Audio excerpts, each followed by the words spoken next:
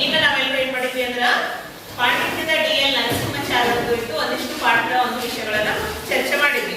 ಏನೇನು ವಿಷಯಗಳನ್ನ ಚರ್ಚೆ ಮಾಡಿದ್ವಿ ಅಂದ್ರೆ ಅವರ ಒಂದು ಎಲ್ಲಿ ಒಂದು ವಿದ್ಯಾಭ್ಯಾಸವನ್ನ ಮಾಡಿದ್ರು, ಅವರು ಯಾರ ಒಂದು ಸಹಪಾಠಿಯಲ್ಲಿ ಅವರು ತಮ್ಮ ಒಂದು ಯೌವನವನ್ನ ಕಳೆದ್ರು, ಹಾಗೂ ಮತ್ತೆ ವೃತ್ತಿ ಜೀವನವನ್ನ ಎಲ್ಲಿ ಆರಂಭಿಸಿದ್ರು, ಎಲ್ಲಿ ಮುಗಿಸಿದ್ರು, ಎಲ್ಲೆಲ್ಲಿ ತಮ್ಮ ಒಂದು ಅಧ್ಯಾಪಕ ವೃತ್ತಿಯನ್ನು ಮುಗಿಸಿದ್ರು, ಕುಲಪತಿಗಳಾಗಿ ಮಾಡಿದ್ರು ಅಂತೆಲ್ಲವುಗಳನ್ನ ನಾವು ನೋಡಿದ್ವಿ. ಹೌದಾ? ಆಮೇಲೆ ಅವರು ಯಾವ ಯಾವ ಭಾಷೆಗಳಲ್ಲಿ ಪರಿಣಿತಿಯನ್ನ ಹೊಂದಿದ್ರು ಅಂತ. ಎಷ್ಟು ಭಾಷೆಗಳನ್ನ ಬಲ್ಲವರಾಗಿದ್ರು ಅವರು? ಕೈ ಮೇಲೆ ಹಾಕ್ಬೇಕು ಯಾರಿಗೆ ಅನ್ಸ ಬಂತು. ಯಾವ್ಯಾವ ಭಾಷೆಗಳು?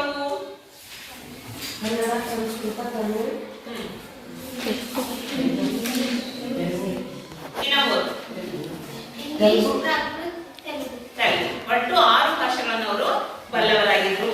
ಹಾಗೂ ಅವರನ್ನ ತೀನಂ ಶ್ರೀಕಂಠಯ್ಯನವರು ಒಂದು ಬಿರುದನ್ನ ಕೊಟ್ಟಿದ್ರು ಅಂತ ಹೇಳಿದೆ. ಏನಂತ ಬಿರುದು ಕೊಟ್ಟಿದ್ರು ಅವ್ರನ್ನ? ಯಾರು ಹೇಳ್ತಾರೆ? ಕೂತ್ಕೊಡ್ರು ಹೇಳ ಶಶಿಕಲಾ. ಓಕೆ, ನಾವು ಹೊಗಳಿದ್ರು ಡಿ.ಎಲ್.ಎನ್. ಅಂದ್ರೆ ಪಾಂಡಿತ್ಯ, ಪಾಂಡಿತ್ಯ ಅಂದ್ರೆ ಡಿ.ಎಲ್.ಎನ್. ಆದ್ರೆ ಅವ್ರಿಗೆ ಒಂದು ಬಿರುದನ್ನ ಕೊಟ್ಟಿದ್ರು ಅಂತ ಹೇಳಿದೆ. ಒಂದು ಏನದು ಹೇಳಮ್ಮ? ವೆರಿ ಗುಡ್, ಜಂಗಮ ಬೃಹತ್ ಕೋಶ ಅಂತ ಅವರನ್ನ ಕರೆದಿದ್ರು ತೀನಂ ಶ್ರೀ ಅವರು. ಆಮೇಲೆ ಅವರು ಎಷ್ಟು ಗ್ರಂಥಗಳನ್ನು ಬರೆದಿದ್ದಾರೆ? ಹೇಳ. 11 ಗ್ರಂಥಗಳನ್ನು. Very good. ಮತ್ತೆ ಅವರು ಬರೆದಂತ ಮುನ್ನುಡಿಗಳು ಎಷ್ಟು? 7 ಮುನ್ನುಡಿಗಳನ್ನು ಅವರು ಬರೆದಿದ್ರು. ಆಮೇಲೆ ಎಷ್ಟು ವಿಮರ್ಶಾ ಲೇಖನಗಳನ್ನು ಬರೆದಿದ್ರು? ಹೇಳಮ್ಮ ನೀನು. 12 ವಿಮರ್ಶಾ ಲೇಖನಗಳನ್ನು ಅವರು ಬರೆದಿದ್ರು. ಮತ್ತೆ 70 ಇತರ ಲೇಖನಗಳನ್ನು ಬರೆದಿದ್ರು. ಹಾಗಾಗಿ ಇವರು ಸಾಹಿತ್ಯದಲ್ಲಿ ಅದೇ ಒಂದು ಉತ್ತಮವಾದಂತ ಉತ್ಕೃಷ್ಟವಾದಂತ ಕೃಷಿಯನ್ನು ಅವರು ಮಾಡಿದ್ರು ಅಂತ ನಾವು ನೋಡ್ತೀವಿ. ಇನ್ನು ಅವರ ಒಂದು ವ್ಯಕ್ತಿತ್ವ ವಿಶೇಷವನ್ನ ನೋಡೋಣ. ಎಲ್ಲರೂ ನಿಮ್ಮ ನಿಮ್ಮ ಪುಸ್ತಕಗಳಲ್ಲಿ ನೋಡ್ರಿ. ಡಿ.ಎಲ್.ಎನ್. ಅವರ ವ್ಯಕ್ತಿ ವಿಶೇಷತೆ ಏನು? ಸಂಪಾದಕ, ಶಾಸ್ತ್ರಜ್ಞ, ಸಂಶೋಧಕ, ವಿಮರ್ಶಕ, ಪ್ರಾಧ್ಯಾಪಕ ಎಂದು ಬಿಡಿಸಿ ಹೇಳಬಹುದು. ಒಡ್ಡಾರನೆ ಅವರ ಸಂಪಾದನಾ ಸಾಮರ್ಥ್ಯಕ್ಕೆ ಒಂದು ಪರಮ ನಿದರ್ಶನ. ಅದರೊಂದಿಗೆ ನಡೆಸಿದ 40 ವರ್ಷಗಳ ಅನುಸಂಧಾನದಿಂದಾಗಿ ಇತ್ತೀಚೆಗೆ ಸುದೀರ್ಘ ಪ್ರಸ್ತಾವನೆ, ಪರಿಪೂರ್ಣ ಪರಿಶಿಷ್ಟಗಳೊಂದಿಗೆ ಅದು ಮೊದಲಿನ 3 ಪಟ್ಟು ಗಾತ್ರ ಪಡೆದು ಹೊರಬಂದಿತ್ತು. ಕನ್ನಡಕ್ಕೆ ಒಂದು ಅಪೂರ್ವ ಗದ್ಯ ಗ್ರಂಥ ಅಪೂರ್ವ ಶುಚಿಯಲ್ಲಿ ಲಭಿಸಿತು. ಈ ದಾರಿಯಲ್ಲಿ ಪಂಪರಾಮಾಯಣ ಸಂಗ್ರಹ, ಸುಕುಮಾರ ಚರಿತಂ, ಸಿದ್ದರಾಮಚಾರಿತ್ರ ಮೊದಲಾದ ಗ್ರಂಥಗಳು ಪರಿಷ್ಕರಣ ಹೊಂದಿ ಪ್ರಕಟಗೊಂಡವು. ಈ ಸಂಸ್ಕರಣ ಪ್ರಸಂಗದಲ್ಲಿ ಅವರ ಬುದ್ಧಿ, ಮನಸ್ಸು ಯಾವ ರೀತಿ ದುಡಿಯುತ್ತಿದೆ ಎಂಬುದಕ್ಕೆ ಮಾನಸೋಲ್ಲಾಸದಲ್ಲಿ ಕನ್ನಡ ಛಂದಸ್ಸು ಎಂಬ ಲೇಖನವನ್ನು ನೋಡಬೇಕು. ನಾವು ಡಿ.ಎಲ್.ಎನ್. ಅಂದ್ರೆ ಡಿ.ಎಲ್. ನರಸಿಂಹಾಚಾರ್ಯರ ಒಂದು ವ್ಯಕ್ತಿತ್ವವನ್ನು ತೆಗೆದುಕೊಂಡಾಗ, ಅವರ ವ್ಯಕ್ತಿತ್ವವನ್ನು ನಾವು ಗುರುತಿಸೋದಕ್ಕೆ ಹೊರಟಾಗ ಅವರು ಏನನ್ನ ಕಾಣಬಹುದು ಅವರಲ್ಲಿ ಅಂದ್ರೆ ಒಬ್ಬ ಸಂಪಾದಕನನ್ನ ನೋಡ್ತೀವಿ ನಾವು, ಆಮೇಲೆ ಒಬ್ಬ ಶಾಸ್ತ್ರಜ್ಞನನ್ನ ನೋಡ್ತೀವಿ, ಮತ್ತೆ ಒಬ್ಬ ಸಂಶೋಧಕನನ್ನ ನೋಡ್ತೀವಿ, ಮತ್ತೆ ವಿಮರ್ಶಕನನ್ನ ನೋಡ್ತೀವಿ, ಪ್ರಾಧ್ಯಾಪಕನನ್ನ ನೋಡ್ತೀವಿ ಅವರಲ್ಲಿ ಅಂತ. ಈ ಎಲ್ಲಾ ಗುಣಗಳು ಅವರಲ್ಲಿದ್ರು. ಈ ಎಲ್ಲಾ ಒಂದು ಕ್ಷೇತ್ರಗಳಲ್ಲಿ ಕೂಡ ಅವರು ಕೆಲಸವನ್ನ ಮಾಡಿದ್ರು. ಒಡ್ಡಾರಾಧನೆ ಒಂದು ಸಂಪಾದಿಸಿರ್ತಕ್ಕಂಥ ಮಹತ್ವವಾದಂತ ಕೃತಿ. ಒಡ್ಡಾರಾಧನೆ ಮೂಲವಾಗಿ ಬಂದವರು ಯಾರು? ಶಿವಕೋಟೆಚಾರ್ಯ. ಒಡ್ಡಾರಾಧನೆಯನ್ನ ಇವರು ಸಂಪಾದಿಸಿರ್ತಕ್ಕಂಥದ್ದು. ಹಳೆಗನ್ನಡದಲ್ಲಿ ಇರ್ತಕ್ಕಂತಹ ಉಪಲಬ್ಧವಾದಂತಹ ಒಂದು ಗದ್ಯ ಕೃತಿ. ಇದರಲ್ಲಿ ಒಟ್ಟು 19 ಜೈನ ಧರ್ಮಕ್ಕೆ ಸಂಬಂಧಪಟ್ಟಂತಹ ಒಂದು ಕಥೆಗಳಿವೆ ಮತ್ತು ಎಷ್ಟೊಂದು ಉಪಕಥೆಗಳು ಕೂಡ ಇದೆ ಈ ಪುಸ್ತಕದಲ್ಲಿ, ಒಡ್ಡಾರಾಧನೆಯಲ್ಲಿ. ಇದನ್ನ ಮೂಲವಾಗಿ ಬರೆದಿದ್ದು ಶಿವಕೋಟೆಚಾರ್ಯ. ಅದನ್ನ ನಮ್ಮ ಡಿ.ಎಲ್.ಎನ್. ಅವರು ಸಂಪಾದಿಸಿದ್ರು ಅಂತ. ಆಮೇಲೆ ಇದು 40 ವರ್ಷಗಳ ಅನುಸಂಧಾನದ ನಂತರ ಬಹಳಷ್ಟು ಒಂದು ಪರಿಶೀಲನೆ ಮಾಡಿ, ಅದಕ್ಕೆ ಒಂದು ಕುಲಂಕುಷವಾದಂತಹ ಒಂದು ಎಲ್ಲಾ ರೀತಿಯಂತ ಅಧ್ಯಯನವನ್ನ ಮಾಡಿ, ಅದಕ್ಕೆ ಸುದೀರ್ಘವಾದಂತಹ ಪ್ರಸ್ತಾವನೆಯನ್ನ ಮತ್ತು ಪರಿಶಿಷ್ಟಗಳನ್ನ ಅಂದ್ರೆ ವಿಂಗಡಣೆಯನ್ನ ಮಾಡಿ ಎಲ್ಲ ಮಾಡಿದಾಗ ಒಂದು ಅಗಾಧವಾದ ದೊಡ್ಡ ಗಾತ್ರದ ಒಂದು ಪುಸ್ತಕ ಹೊರಗಡೆ ಬಿಡುಗಡೆಯಾಗಿ ಬಂತಂತ. ಆಮೇಲೆ ಪಂಪರಾಮಾಯಣ ಸಂಗ್ರಹ, ಸುಕುಮಾರ ಚರಿತಂ, ಸಿದ್ದರಾಮ ಚರಿತ್ರ ಮೊದಲಾದ ಒಂದು ಗ್ರಂಥಗಳ ಪರಿಷ್ಕರಣೆಯನ್ನು ಹೊಂದಿ ಪ್ರಕಟಗೊಂಡವು ಅಂತ ಇವರ ಒಂದು ವಿಶೇಷತೆ. ಅದರಲ್ಲಿ ತಾವು ತೊಡಗಿಸಿಕೊಂಡಂತಕ್ಕಂಥ ಒಂದು ವಿಶೇಷ ಅನುಭವವನ್ನು ಅವರು ಈ ಒಂದು ಪುಸ್ತಕ ಪರಿಷ್ಕರಣೆಯಲ್ಲಿ ಮಾಡಿದ್ರು ಅಂತ. ಅಷ್ಟೇ ಅಲ್ಲದೆ ಮಾನಸೋಲ್ಲಾಸ ಕನ್ನಡ ಛಂದಸ್ಸು, ಮಾನಸೋಲ್ಲಾಸ ಕನ್ನಡ ಛಂದಸ್ಸು ಅನ್ನೋದು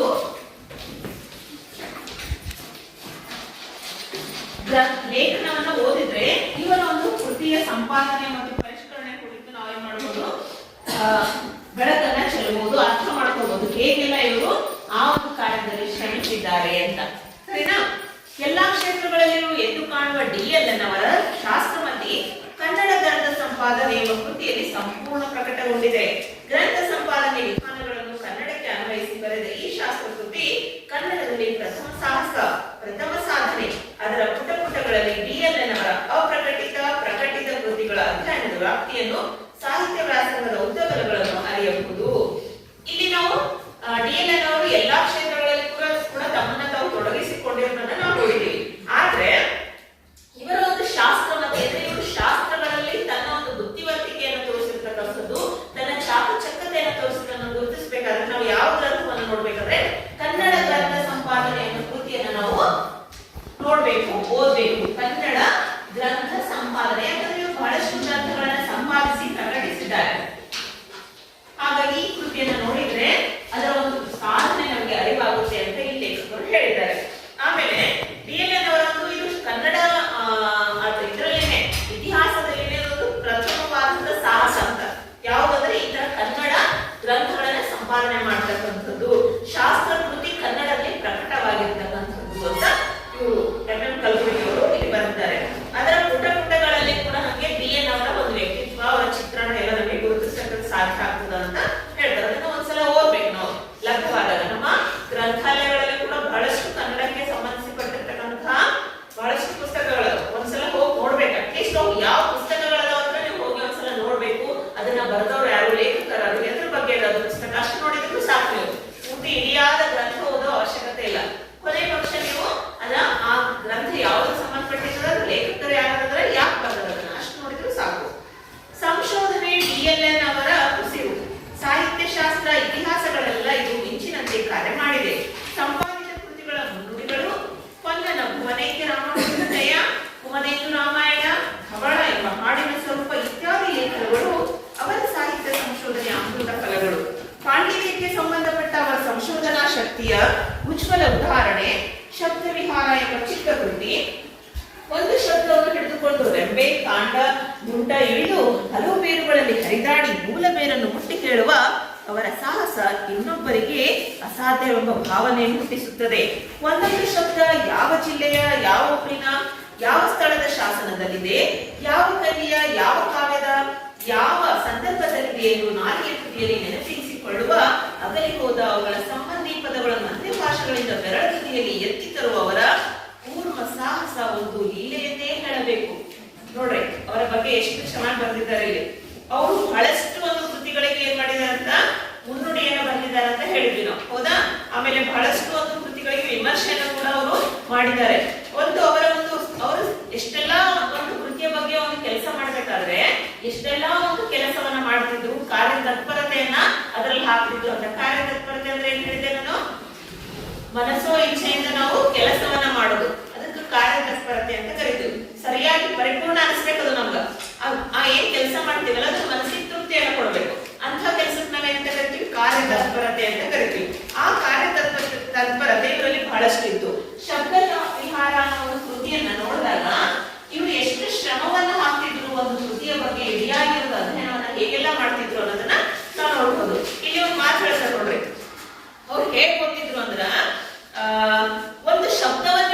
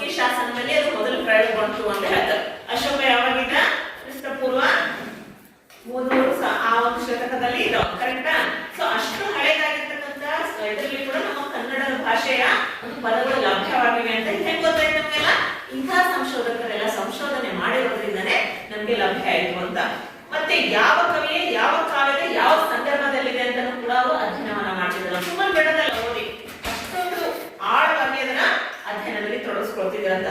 ನಾಲಿಗೆ ತುದಿಯಲ್ಲಿ ನೆನಪಿಸಿಕೊಳ್ಳುವ ಒಂದ್ ಏನಾದ್ರೂ ಒಬ್ಬರ ಬಗ್ಗೆ ಹೇಳ್ರಿ, ಅಂತ ಒಂದು ಸಂದರ್ಭದಲ್ಲಿ ಇಂಥ ಒಂದು ಕವಿ ಬಗ್ಗೆ, ಇಂಥ ಒಂದು ಈಗ ಭುವನಕ್ಕೆ ರಾಮಾಬುದ್ಧೆ ಯಾರು ಬರ್ತಾರ ಅಂತ ಕೇಳಿದಾಗ ಪೊನ್ನ, ಅದನ್ನ ಬರೆದು ಯಾರು ಪೊನ್ನ. ಈ ತರ ಅವರು ನಾಲಿಗೆ ತುದಿಯಲ್ಲಿ ಆ ಹೆಸರುಗಳೆಲ್ಲ ಇರ್ತಿದ್ವು ಅಂತ, ಆಡ್ತಿದ್ವು ಅಂತ, ಕುಣಿದಾಡ್ತಿದ್ವು ಅಂತ. ಅವ್ರ ಹೆಂಗ್ ಸಾಧ್ಯದೆಲ್ಲ ಆಳವಾದ ಅಧ್ಯಯನದಿಂದ ಅಷ್ಟೇ ಸಾಧ್ಯ. ಅದರಲ್ಲಿ ಹೋದ ಅವುಗಳ ಸಂಬಂಧಿ ಪದಗಳನ್ನು ಅನ್ಯ ಭಾಷೆಗಳಿಂದ ಬೆರಳ ತುದಿಯಲ್ಲಿ ಎತ್ತಿ ತರುವವರ ಪೂರ್ವ ಸಾಹಸ ಅಂತ ಹೇಳ್ತಾರೆ. ಅಂದ್ರೆ ಕೆಲವೊಂದು ಶಬ್ದಗಳೆಲ್ಲ ಮಾಯ ಹೋಗಿರ್ತಾವ. ಹೆಂಗ ಮಾಯ ಆಗ್ತಾವು? ನಾವು ಬಳಸಲ್ಲ. ಯಾವುಗಳನ್ನ ಹೆಚ್ಚಾಗಿ ನಾವು ಬಳಸ್ತಾ ಹೋಗ್ತೀವೋ ಅವು ಏನಾಗ್ತಾವ, ಬೆಳವಣಿಗೆ ಹೊಂದುತ್ತಾ ಹೋಗ್ತಾವ. ಯಾವ್ದನ್ನ ನಾವು ಬಳಸೋದಿಲ್ಲೋ ಅದು ಅಲ್ಲೇ ಹಿಡಿದು ಹಾಳ ಹೋಗ್ತದಲ್ಲ, ಏನೇ ಆಗಿರ್ಬೋದು. ಹಂಗೇನೆ ಅದಕ್ಕೆ ಇವರು ಹಂಗೇನಾದ್ರೂ ಕೈ ಬಿಟ್ಟಿರ್ತಕ್ಕಂಥ ಪದಗಳನ್ನೆಲ್ಲ ಕೂಡ ಏನ್ ಮಾಡ್ತಿದ್ರಂತ ಹುಡುಕಿ ಮತ್ತು ಅನ್ಯ ಭಾಷೆಯಿಂದ ಕೂಡ ಆ ಭಾಷೆಗಾಗಿ ನಾವು ಬಳಸ್ತಿರ್ಬೇಕು, ಇಂಥದಕ್ಕೆ ಇಂಥ ಅರ್ಥ ಅಲ್ಲಿ ಸಿಕ್ಕಿರ್ಬೋದು ಅಂತ ಎಲ್ಲಾ ರೀತಿಯಿಂದನೂ ಕೂಡ ಏನ್ ಮಾಡ್ತಿದ್ರಂತ ಹುಡುಕಾಟವನ್ನ ಮಾಡ್ತಿದ್ರ. ಇಲ್ಲಿ ಕೂರ್ಮ ಸಾಹಸ ಅಂತ ಹೇಳ್ತಾರೆ. ಕೂರ್ಮ ಸಾಹಸ ಅಂದ್ರೆ ಏನು? ಆಮೆ ಅಂತ. ಕೂರ್ಮ ಅಂದ್ರೆ ಏನು? ಆಮೆ. ಆಮೆ ಹೆಂಗ್ ನಡೀತದೆ ಹೇಳ್ರಿ? ನಿಧಾನಕ್ಕೆ ನಡೀತದೆ, ಗಡ್ಬಡ ಮಾಡಲ್ಲ. ಆಮೆ ಮತ್ತು ಮೊಲದ ಕಥೆ ಕೇಳಿದ್ರೆ ಹೌದಾ? ಮೊಲಕ್ಕೇನು ನಾನು ಜಾಸ್ತಿ ಫಾಸ್ಟ್ ಆಗಿ ಓಡ್ತೀನಿ, ಹೆಂಗಿದ್ರು ನಾನು ಗುಡಿ ಓಡ್ತೀನಿ ಅಂತ ಹೇಳ್ಬಿಟ್ಟು ಸ್ವಲ್ಪ ಅಹಂಕಾರ ಬಂದ್ಬಿಟ್ಟಿತ್ತು. ಕರೆಕ್ಟಾ? ಅದೇನ್ ಮಾಡ್ತದ, ಈಗ ಹೆಂಗ್ರಿ ಬಹಳ ಹೋಗೋದಿಲ್ಲ, ನಾನು ಟಯರ್ಡ್ ಆಗಿದೆ, ಒಂದ್ ಸ್ವಲ್ಪ ಮಲ್ಕೊಂಡು ಹೋಗೋಣ ಅಂದ್ಬಿಟ್ಟು ಮಲ್ಕೊಂಡು ಬಿಡ್ತದ. ಅದೇ ಆಮೆ ಏನ್ ಮಾಡ್ತು, ಕಂಟಿನ್ಯೂಸ್ ಆಗಿ ಎಲ್ಲೂ ನಿಂತ್ಕೊಳ್ಳಿಲ್ಲ, ಏನಿಲ್ಲ, ಅದು ನಿಧಾನನೇ ಓಡ್ತದ. ಆದ್ರೂ ಕೂಡ ಏನ್ ಮಾಡ್ತು, ಕಂಟಿನ್ಯೂಸ್ ಆಗಿ ಹಂಗೆ ಮುಂದೆ ಹೋಗ್ತಾ ಹೋಗ್ತಿದ್ದೆ. ಅಲ್ಲೇ ನಿಂತೆ ಹೊಡಿತು, ಆಮೆ ಕೊನೆಗೆ ಹೋಗ್ಬಿಟ್ಟು ಫಸ್ಟ್ ಪ್ರೈಸ್ ತಗೊಂಡ್ಬಿಡ್ತು. ಈ ಕತೆ ನಾವು ಸಣ್ಣಾಗಿದ್ದಾಗಿದ್ದ ಎಲ್ಲೂ ಕೇಳಿದ್ವಿ. ಕರೆಕ್ಟಾ? ಸೊ ಪೂರ್ವ ಸಾಹಸ ಅಂತ ಯಾಕೆ ಹೇಳ್ತಾರೆ ಅಂದ್ರೆ, ನಿಧಾನವಾಗಿ ಬಿಡದೇನೆ ಕಂಟಿನ್ಯೂಸ್ ಆಗಿ ಕೆಲಸ ಮಾಡ್ತಾರಲ್ಲ, ಅದಕ್ಕೆ ಪೂರ್ವ ಸಾಹಸ. ಕೊನೆಗೂ ಕೂಡ ಅವರು ಸಫಲತೆಯನ್ನ ಪಡಿತಾರೆ ಅಂತ. ನಾವು ಬಿಡಬಾರ್ದು. ಯಾವ್ಯಾವ ಒಂದು ಕೆಲಸವನ್ನ ಕೈಯಲ್ಲಿ ಹಿಡಿದಿದ್ದೀವಿ ಅಂದ್ರ ಒಂದೇ ಸಲಕ್ಕೆ ನಾವು ಸಕ್ಸಸ್ ಸಿಗೋದಿಲ್ಲ, ಸಫಲತೆ ಸಿಗೋದಿಲ್ಲ. ಕೆಲವೊಂದ್ಸಲ ಏನ್ ಮಾಡ್ಬೇಕು, ಹಿಡಿದು ಯಾಕೋ ಏನ್ ಮಾಡಿದ್ರು ಆಗಲೇ ಹೋಗೋದಿಲ್ಲ ಅಂತ ಬಿಟ್ಟ ಅಂತ ತಿಳ್ಕೋರು. ಒಂದೊಂದ್ಸಲ ಹೆಂಗಿರ್ತದಪ್ಪ ಅಂತಂದ್ರ, ನಾವು ಇಷ್ಟು ಪ್ರಯತ್ನ ಪಟ್ಟಿರ್ತೀವಿ, ಒಂದಿಷ್ಟು ಬೆಟ್ಟ ಇದೆ ಅಂತ ತಿಳ್ಕೋರು. ಇಲ್ಲಿ ಬೆಟ್ಟ ಇದೆ, 100 ಕಾಣಿಸುತ್ತೆ ಬೆಟ್ಟ ಇಷ್ಟ ಅಂತ. ನಾವು ಏನ್ ಮಾಡಿದ್ವಿ, ಇಲ್ಲಿ ಏರೋದಕ್ಕೆ ಸ್ಟಾರ್ಟ್ ಮಾಡಿದ್ವಿ ಬೆಟ್ಟ. ಈ ಬೆಟ್ಟ ಏರೋದಕ್ಕೆ ಸ್ಟಾರ್ಟ್ ಮಾಡಿದ್ವಿ. ಇಲ್ಲಿ ತನ ಬಂದಿವು, ಕಷ್ಟಪಟ್ಟಿವು. ಒಂದ್ಸಲ ಇಲ್ಲಿ ತನ ಬಂದಿವು, ಇಲ್ಲಿ ತನ ಬಂದಿವು. ತುದಿ ನಮಗ್ ಕಾಣಲ್ ಹೋಗಿದ್ದೇವೆ, ತುದಿ ಇಲ್ಲೇ ಅದ. ಇಲ್ಲಿ ಬರೋದು ನಮ್ಗೆ ಏನ್ ಅನ್ಸ್ತದ, ಬಹಳ ನಡಿ ಇಷ್ಟು ಬಂದ ಇದೆ, ನಾವು ತುದಿ ಮುಟ್ಟಲ್ ಹೋಗಿದ್ರೆ ನಡಿ ಅಂತ ಹೇಳಿ ಇಲ್ಲಿ ವಾಪಸ್ ಬಂದ ಅಂತ ತಿಳ್ಕೊಂಡು ಏನಾಗ್ತದೆ. ನಾವು ಇಷ್ಟು ದಿನ ಮಾಡಿರ್ತಕ್ಕಂಥ ಪ್ರಯತ್ನ ಎಲ್ಲರೂ ಕೂಡ ಏನಾಗ್ತದಲ್ಲಿ ವಿಫಲ ಆಗುತ್ತೆ. ಅದಕ್ಕೋಸ್ಕರ ನಾವೇನ್ ಮಾಡ್ಬೇಕು, ಒಂದೇ ತನಕ ಅದು ಎಲ್ಲಿ ತನಕ ನಮ್ಗೆ ಸಿಗಲ್ಲ, ಅಲ್ಲಿ ತನಕ ನಾವು ಪ್ರಯತ್ನ ಪಡ್ತಾನೆ ಇರ್ಬೇಕು. ಇವತ್ತಿನ ನಾಳೆ ನಮ್ಗ ಸಿಕ್ಕೇ ಸಿಗ್ತದೆ ಅಂತ ಅಚಲವಾದಂತ ನಂಬಿಕೆ, ವಿಶ್ವಾಸ ಅದ್ರ ಮೇಲೆ ಇರ್ಬೇಕು. ಒಂದು ಗುರಿ ಅದಂದ್ರೆ ಮುಟ್ಟಸ್ತನ ಬಿಡಬಾರ್ದು ಅಂತ ಛಲ ನಮ್ಮಲ್ಲಿ ಇರ್ಬೇಕು ಅಂತ. ಇನ್ನು ಮುಂದಿನ ಪ್ಯಾರಾದಲ್ಲಿ ನೋಡೋಣ. ಡಿಎಲ್ಎನ್ ಅವರ ವಿಮರ್ಶೆ ಪಕ್ಷ ಪಂಗಡಗಳ ಸಂಘರ್ಷಣೆಯಲ್ಲ, ನ್ಯಾಯಾಧೀಶನ ತೀರ್ಮಾನ. ಅವರ ದೃಷ್ಟಿಯಲ್ಲಿ ಪಂಪ, ಹರಿಹರ, ಕುಮಾರವ್ಯಾಸರು ಕನ್ನಡದ ಮಹಾಕವಿಗಳು. ಹರಿಹರ ಅವರ ಮೆಚ್ಚಿನ ಕವಿ. ಪುಷ್ಪದಂತ ಪುರಾಣ, ಅಕ್ಕಳದೇವ, ರುದ್ರಭಟ್ಟ, ಕುಮಾರವ್ಯಾಸನ ಕರ್ಣ ಮೊದಲಾದ ಲೇಖನಗಳು ಅವರ ನ್ಯಾಯ ದೃಷ್ಟಿಗೆ ನಿದರ್ಶನಗಳು. ಈ ಕಾಲದಲ್ಲಿ ಕನ್ನಡ ಸಾಹಿತ್ಯ ಚರಿತ್ರೆಯನ್ನು ರೂಪಿಸಬಲ್ಲ ಮಹಾಶಿಲ್ಪಿ ಅವರೊಬ್ಬರೇ ಎಂದು ಎಲ್ಲರ ಭಾವನೆ ಇತ್ತು. ಅವರ ಲೇಖನ ಎಲ್ಲರನ್ನು ನಿರಾಶೆಗೊಳಿಸಿತು. ಎಷ್ಟರಷ್ಟು ಡಿಎಲ್ಎನ್ ಅವರ ಒಂದು ವಿಮರ್ಶೆ ಮಾಡ್ತಿದ್ರು ಅಂತ ಹೇಳಿದ್ನಲ್ಲ, ಯಾವ್ದು ಸರಿ ಯಾವ್ದು ತಪ್ಪು, ಇದು ಯಾಕೆ ಹೀಗಿದೆ, ಇದು ಯಾಕೆ ಹೀಗಿರಬಾರ್ದು, ಹಿಂಗೆಲ್ಲ ಹೇಳ್ತಿದ್ರಲ್ಲ. ಬಹಳ ಜನ ಏನ್ ಮಾಡ್ತಿರ್ತಾರೆ ಅಂದ್ರೆ ಅಂತ ಸಮಯದಲ್ಲಿ ಪಕ್ಷಪಾತವನ್ನ ಮಾಡ್ತಾರೆ. ಪಕ್ಷಪಾತ ಅಂತ ಗೊತ್ತಾ, ಪಾರ್ಶಿಯಾಲಿಟಿ ಮಾಡ್ತಕ್ಕಂಥದ್ದು. ಇಲ್ಲಿ ಇವರು ಯಾವುದೇ ರೀತಿಯಾದಂತಹ ಪಂಗಡಗಳ ಸಂಘರ್ಷಣೆ ಇರ್ಲಿಲ್ಲ ಅಂತ ಇವರಲ್ಲಿ. ಇವ್ರ ತೀರ್ಮಾನ ಹೇಗಿರ್ತಿತ್ತು ಅಂದ್ರೆ ನ್ಯಾಯಾಧೀಶರ ತೀರ್ಮಾನ ಇರ್ತಿತ್ತು.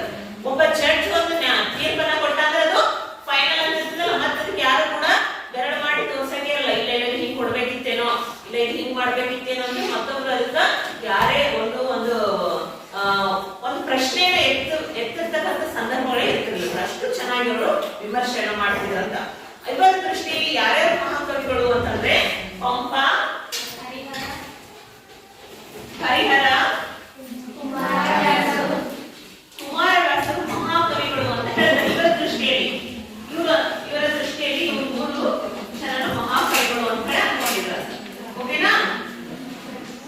ಮಹಾಕವಿಗಳು. ಆದ್ರೆ ಇವರ ಮೆಚ್ಚಿನ ಕವಿ ಯಾರು ಅಂದ್ರೆ ಹರಿಹರ.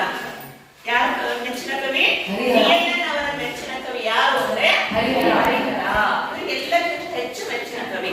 ಇವರು ಬರೆದಿರ್ತಕ್ಕಂಥ ಪುಷ್ಪದಂತ ಪುರಾಣ, ಅಂಗಳದೇವ, ರುದ್ರಭಟ್ಟ, ಕುಮಾರವ್ಯಾಸನ ಕರ್ಣ ಮೊದಲಾದ ಲೇಖನಗಳು ಇವರ ಒಂದು ನ್ಯಾಯ ದೃಷ್ಟಿಗೆ ಹಿಡಿದಂತಹ ಕನ್ನಡಿ ನಿದರ್ಶನಗಳು ಅಂತ ಹೇಳ್ತಾರೆ. ನಿದರ್ಶನ ಅಂದ್ರೆ ಏನು? ಉದಾಹರಣೆ ಅಂತ.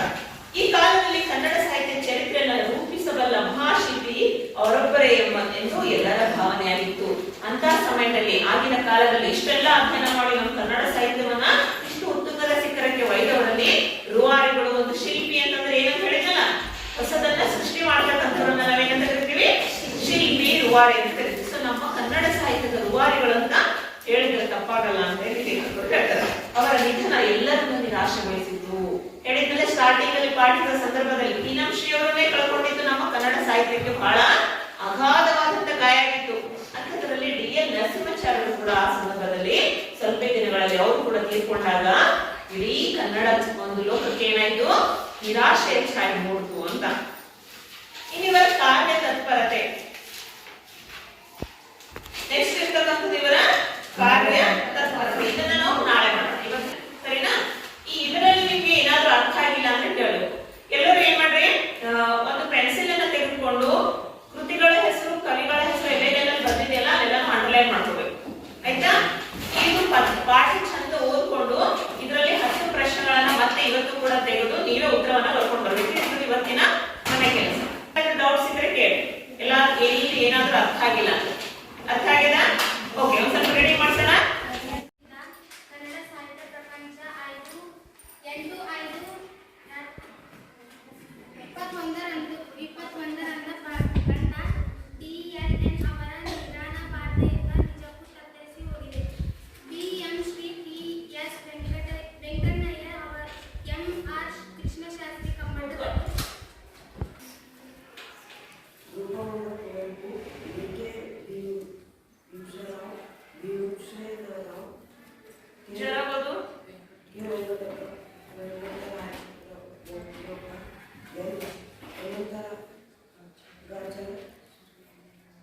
ಮೊದಲಾದ ಜೊತೆಯಿಂದ ವಿದ್ಯಾರ್ಥಿ ಜೀವನವನ್ನು ಕಳೆದು ಸಂಶೋಧನಾ ವಿದ್ಯಾರ್ಥಿ ಎಂದು ಓರಿಯೆಂಟಲ್ ರಿಸರ್ಚ್ ಇನ್ಸ್ಟಿಟ್ಯೂಟ್ ಕನ್ನಡ ಪರಿಣಿತರೆಂದು ಮೈಸೂರಿನ ಮಹಾರಾಜ ಕಾಲೇಜು, ಯುವರಾಜ ಕಾಲೇಜು, ಬೆಂಗಳೂರಿನ ಸೆಂಟ್ರಲ್ ಕಾಲೇಜಿನಲ್ಲಿ ಕನ್ನಡ ಅಧ್ಯಾಪಕರೆಂದು ಪರಿಷತ್ತು ಕೈಗೊಂಡ ನಿಘಂಟುವಿನ ಸಂಪಾದಕರೆಂದು ಬಹುಮುಖವಾಗಿ ದುಡಿದವರು.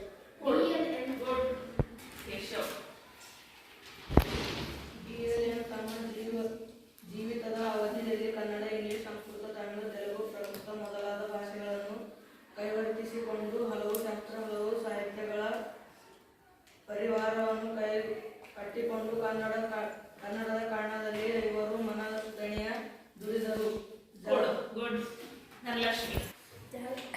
ಜಾಗತಿಕ ವಿಶ್ವಾಸದ ಸಾಲಿನಲ್ಲಿ ನಿಲ್ಲಬಹುದಾದ ವಿದ್ವತ್ತನ್ನು ಸಂಪಾದಿಸಿದರು. ಕನ್ನಡದ ದಿಗ್ಗಜ ಅಧಿಕಾರದ ಬಲ, ಸ್ವಪಕ್ಷಗಳ ಬೆಂಬಲ, ದುಡಿನ ದೌಲತ್ತು, ಮೋಹಕ ಮಾತುಗಾರಿಕೆ ಇವು ಇಲ್ಲದೆ ಕೇವಲ ಪಾಂಡಿತ್ಯದ ಸಂಪತ್ತಿನಿಂದ ಜನತೆಯ ಗೌರವವನ್ನು ಗಳಿಸಿದವರು DLN. DLN ಅಂದರೆ DLN ಎಂದರೆ ಪಾಂಡಿತ್ಯ, ಪಾಂಡಿತ್ಯವೆಂದರೆ DLN